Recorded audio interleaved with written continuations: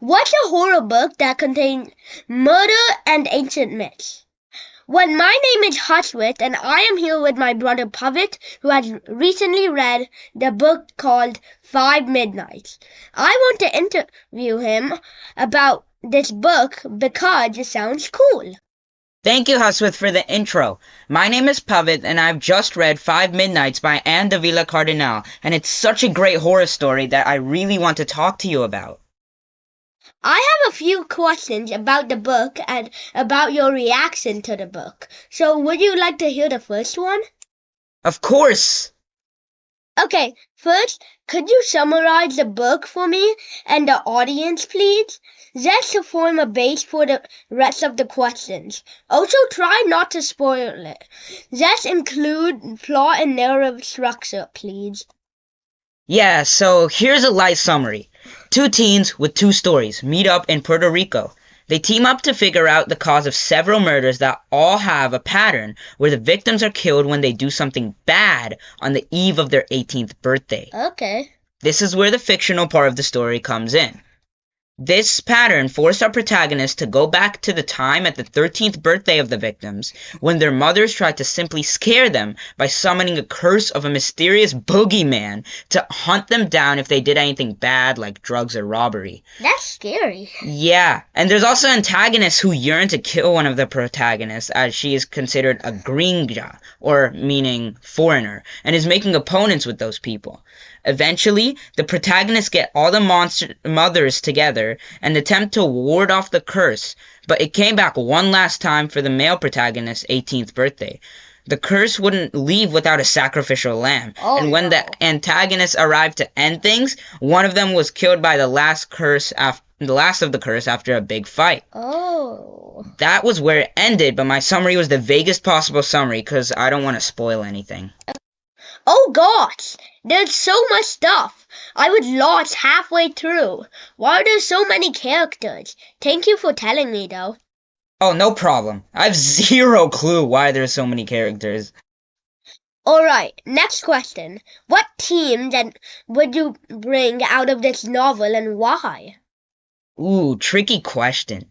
Well, there's a couple that come to mind. First, death and mortality. There were a total of 5 deaths in this horror novel, including 4 teens and 1 priest. This caused lots of emotions such as anger, grief, sadness, and determination, as all the deaths were connected. In fact, the whole story was connected through the intricate use of connecting different characters' points of views in different situations. Wow.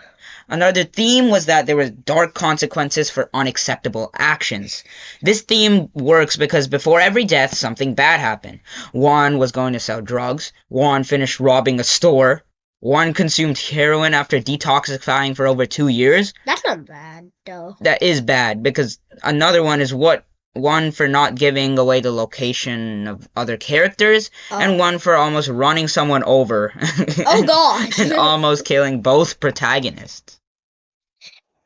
Interesting and unique themes indeed. Not gonna lie, I didn't understand half of the things you said. Well started, though.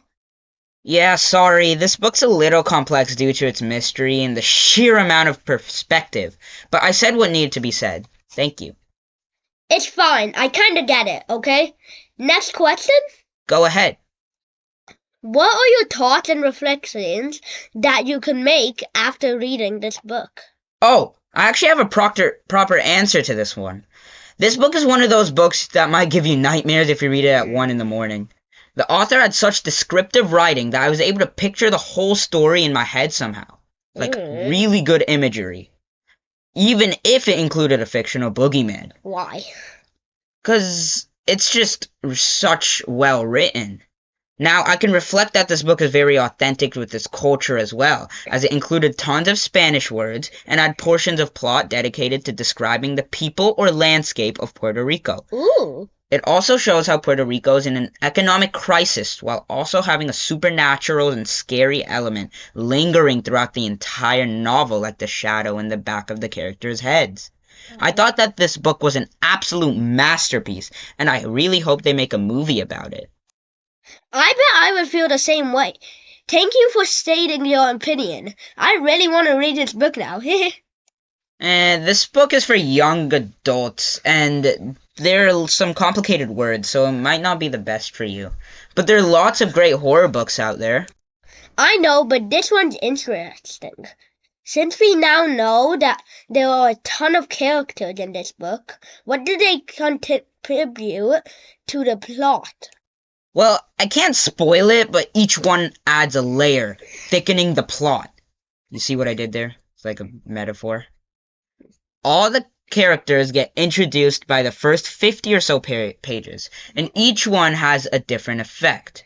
Two protagonists work together to get to the bottom of this mystery, which is of course getting more dangerous after each of its 4 kills.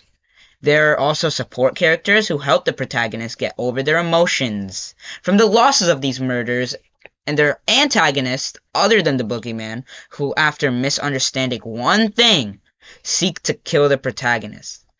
Overall, the plot gets very complicated very fast, but is still explained perfectly with strings attaching to every part of it. Ooh, this book is quick with it. This book seems like it has 5 different things happening at once. Am I right? Exactly. In fact, I get confused sometimes after looking back at it and forget what I was even reading. Wait, does that happen to you at all? When you aren't concentrating when you're reading something and then you have to reread it? Yeah, it does. I'm surprised that our minds are made to just get distracted so easily. Mm-hmm. Okay, one last question. Ready? Bring it. What would be a good alternate title for the book and why? How am I supposed to think of that on the spot? I don't know. If you read the book, you should be able to answer this. Okay. I got a couple. First, think about it.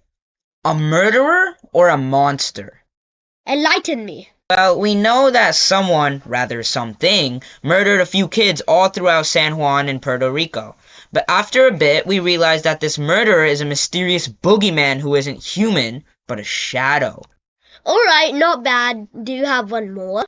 Okay, this one's a little intellectual. Hear me out. The 5 Nights of Retribution.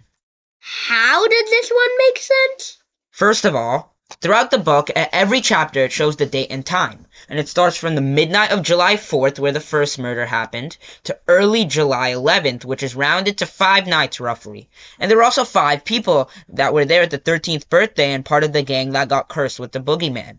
Retribution is also a perfect word for this, as it was mentioned various times throughout a singer's hit song, and also the definition of retribution is quote-unquote a punishment inflicted on someone as vengeance for a wrong or criminal act. Okay, I see the vision.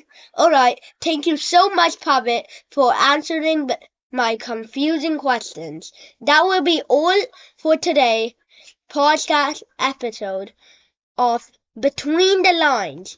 This is your host, Hushwit, rolling out.